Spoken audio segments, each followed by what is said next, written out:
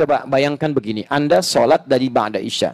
Sholatnya 2 rakaat, 2 rakaat, 2 rakaat sampai menjelang fajar. Fajar mau tiba tutup 1 rakaat. Pertanyaan saya, berapa rakaat sholat Anda tunaikan?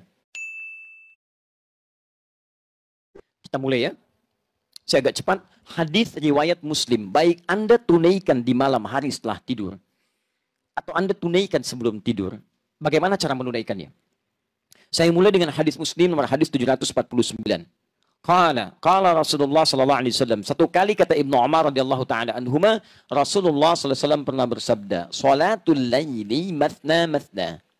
Kalau Anda ingin tunaikan salat malam, silahkan mulai paling minimal kerjakan 2 rakaat dulu. Kemudian tambah 2 rakaat lagi. Masih sanggup terus 2 rakaat lagi. Bahkan wa idza khasyya ahadakumul fajr. Kalau khawatir fajar akan segera tiba, falyutir raka'atan wahidah. Segera tutup dengan witir 1 rakaat. Coba bayangkan begini, Anda sholat dari ba'da isya. Sholatnya 2 rakaat, 2 rakaat, 2 rakaat sampai menjelang fajar. Fajar mau tiba tutup 1 rakaat. Pertanyaan saya, berapa rakaat sholat Anda tunaikan? Banyak ya? Apa kesimpulannya? Cara memahami hadis ini artinya tidak ada batasan spesifik dalam sholat malam ini. Tapi paling minimal Anda tunaikan 2 rakaat. Tutup dengan 1 rakaat. Ustaz, kok ada peluang 2 rakaat? Jangan bayangkan semua orang tunaikan ba'da isya. Ada orang yang tidur dulu. Subuhnya 3:34. Dia bangunnya 3:4. Waktu dia harus bagi antara sahur dengan kemudian sholatnya. Ada peluang nggak? Baik, misal dia bisa kerjakan 5 menitnya. Dia bagi-bagi di situ. Dia punya waktu di situ 19 menit. Ya 10 menit dia tunaikan misalnya untuk sholatnya. 2 rakaat tambah witir 1 rakaat. 10 menitnya digunakan misalnya untuk makan sahurnya. Atau 9 menit 10 menitnya. Baik, maka dia punya peluang 2 rakaat kerjakan, kemudian 1 menit tutup, 1 rakaat tutup dengan witirnya.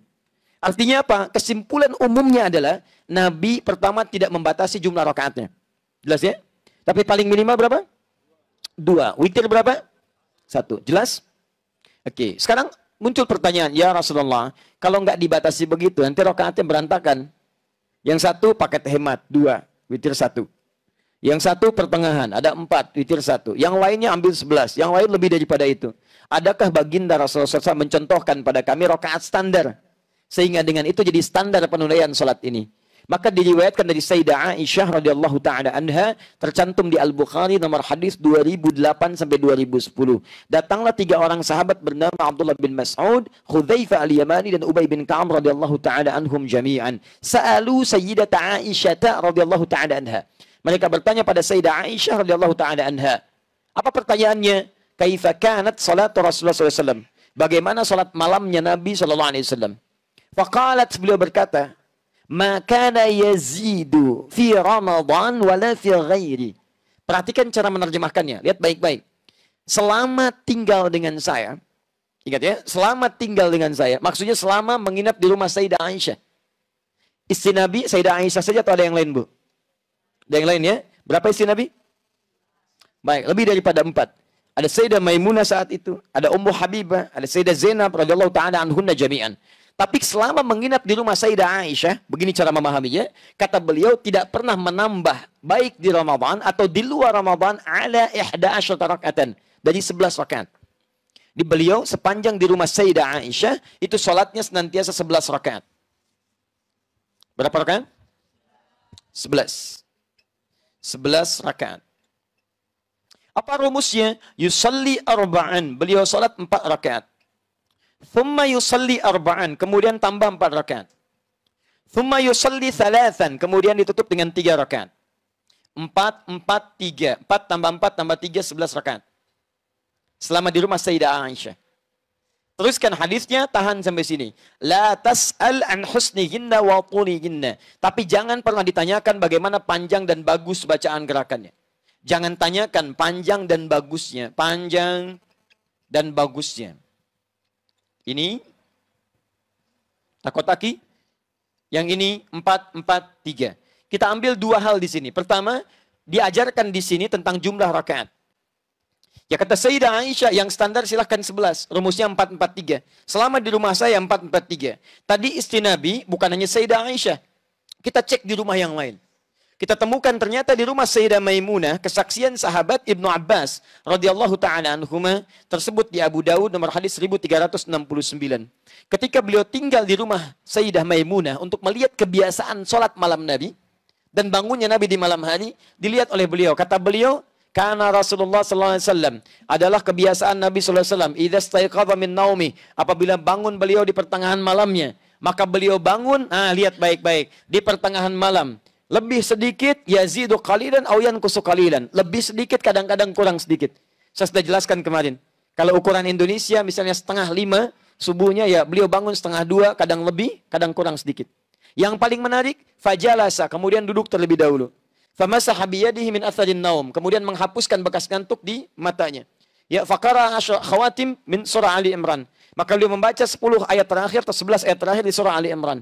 Kemudian berdoa, alhamdulillahilladzi ahyana ba'da ma amatana wa ilaihin nusyur. Dikuatkan dengan hadis riwayat Al-Bukhari, ya, riwayat sahabat Abu Dzar Al-Ghifari nomor hadis 181. Setelah itu kemudian apa yang terjadi? Tsumma dzahaba ila syinin mu'allaqah. Pergi ke tempat tertutup, ke toilet. Fatawaddo, kemudian berdoa. Setelah itu pergi ke tempat sholatnya. Mengikutilah Ibnu Abbas di belakangnya. Ketika mengikuti Nabi kemudian bertakbir, maka Ibnu Abbas ikut di belakang Nabi. Ditariklah oleh Nabi supaya sejajar dengan Nabi SAW. Hadis ini menunjukkan bolehnya imam, kalau makmumnya seorang, itu boleh berdiri sejajar. Ini imam, ini makmum. Sejajar. Paham ya? Boleh juga makmum di belakang, imam di depan. Sejajar, ya tidak sejajar, tapi agak maju sedikit. Masih berdempet. Kalau makmumnya diduga, itu sudah baik, sudah kuat, sudah dewasa, sanggup menjaga dirinya. Tapi kalau anak ini baru kecil, kita boleh tarik sejajar dengan kita. Tidak ada masalah. Teruskan. Apa yang dilakukan oleh Nabi? Kata beliau, Nabi membuka dengan 2 rakaat yang ringan. Dikenal dengan khafifatain. Ditunaikan salat 2 rakaat dulu. Boleh, silahkan. Khafifatain. Nggak pakai bacaan surat lain selain Al-Fatihah. Takbir Allahu Akbar, langsung Al-Fatihah. Ruku' yang tidak sujud. Duduk di antara 2 sujud, sujud bangkit lagi 2 rakaat seperti hal yang sama. Paham ya? Setelah itu beliau tunaikan salat intinya, beliau katakan 2 rakaat. Kemudian 2 rakaat. Kemudian 2 rakaat. Kemudian 2 rakaat. Kemudian 2 rakaat. Kemudian 1 rakaat. Jumlah berapa? 11. 2 tambah 2, 4 tambah 2, 6 tambah 2, 8 tambah 2, 10 tambah 1, 11. 11 rakaat. Kalau ingin ditambah dengan salat yang pemanasan tadi, khafifatain 2 rakaat ringan, berarti 13 rakaat. Poinnya, intinya tetap 11, tambahannya 2 rakaat sebagai 2 rakaat yang ringan. Di rumah Sayyidah Maimunah, beliau menunaikan rakaat standar 11 rakaat juga. Ingat ya, tapi rumusnya 2, 2, 2, 2, ujungnya 1. Boleh kalau mau witirnya 3, ujungnya 3. 2, 2, 2, 2, ujung 3. Atau 2, 2, 2, 2, 2, ujungnya 1. Jelas? Berapa rakaat? 11 rakaat. Dan ini mau 4, 4, 3, 2, 2, ujung 1 atau 3, jumlah 11, itu tidak saling mengungguli. Nggak ada masalah, dan jangan bertengkar pada urusan seperti ini. Oh yang benar itu 11, 4, 4, 3, formulanya bagus. Kemarin Bayern Munchen ngalahin Hamburg juga 4, 4, 3. Misalnya, sampai jadi juara misalnya. Dan seterusnya. Tapi kan nggak bisa. Bayern Munchen kan dikalahin sama Madrid, rumusnya bukan 4, 4, 3. Itu urusan yang lain. Ya, nah kita kembalikan ke sini teman-teman. Ini boleh, ini boleh. Paham? Baik, sekarang sebentar. Kalau saya pengen 23 rakaat boleh nggak? 37? 41? Masya Allah, dari mana taunya? Oke, nah, baik. Sebelum sampai ke sana, kita pahami dulu pemaknaannya. Lihat sini. 11 ini, lihat rumusnya. Jangan pahami sampai 11 dulu. Tapi jangan dipisahkan dari sinergis yang pertama tadi, lihat keterangannya. Jangan tanya panjang dan bagusnya. Jadi 11 ini tidak boleh dipisahkan dari panjang dan bagus. Diukur kemudian oleh sahabat yang 3 orang tadi. Seperti apa panjang bagusnya. Maka dimulailah Hudzaifah al-Yamani radhiyallahu ta'ala anhu salat di belakang Nabi. Begitu salat betul memang panjang dan bagus. Saking bagusnya kata beliau, ini salat paling enak yang saya rasakan. Kalau baca ayat doa, berdoa, tenang hati saya. Baca ayat surga, pengen cepat ke surga. Baca ayat neraka, takut dengan neraka. Allahu Akbar. Enak salatnya. Saking enaknya tak terasa rakaat pertama 100 ayat Al-Baqarah. Enak. 1 rakaat 100 ayat. Ruku, bangun lagi, sampai bangun teruskan lagi. Itu masuk diceritakan penasaran. Benar enak. Sholat di belakang Nabi. Enak betul. Wah nikmat sholat di belakang Nabi. Diikuti bacaan, karena beliau ahli Quran, ahli qiraat. Di bacaan Nabi itu diikuti supaya nanti saat bacakan ingin serupa dengan bacaan Nabi, indah. Makanya sesekali Nabi sering katakan, Abdullah baca.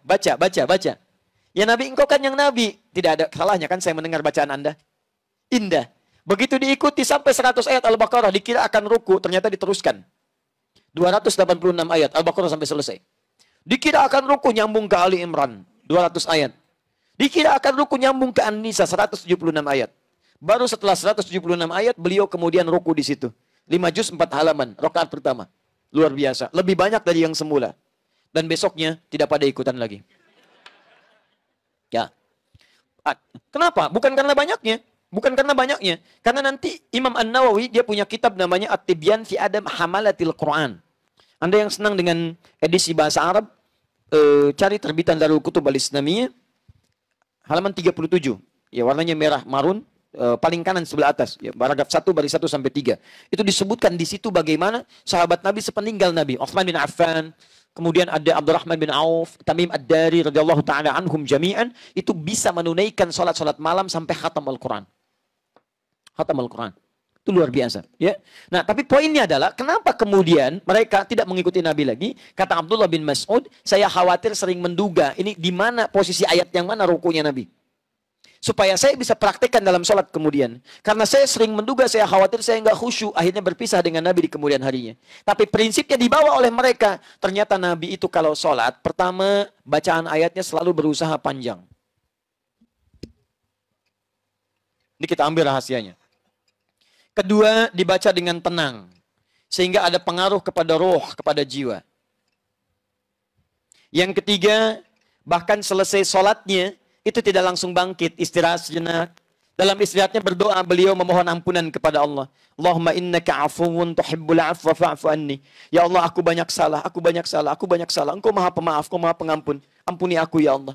Maafkan aku. Seorang Nabi maksum dijaga dari kesalahan, masih meminta ampunan dari kesalahan dan mengaku salah.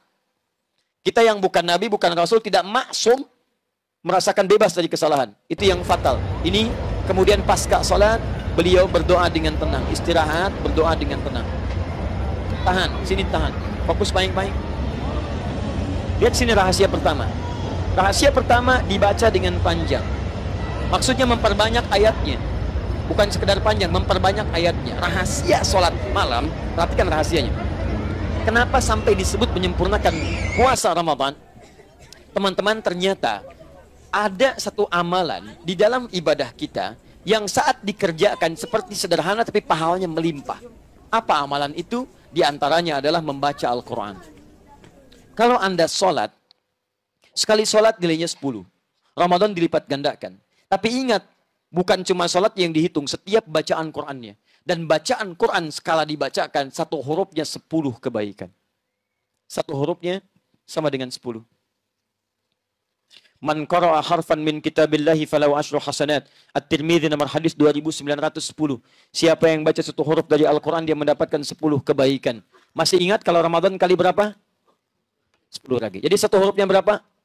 Allahu Akbar. Cuman Ramadan yang saat Anda bacakan setiap hurufnya itu mengalir kemudian 10 kali lipat minimal di hari biasa. Maka mau malam hari apa lagi yang Anda carikan pahalanya? Kalau Anda kehilangan Ramadan, peluang ini nggak ada. Makanya Nabi mengajarkan pada kita, jangan ributkan masalah rakaatnya. Anda harus maksimalkan, baca yang banyak, karena peluang pahalanya banyak. Silahkan cek.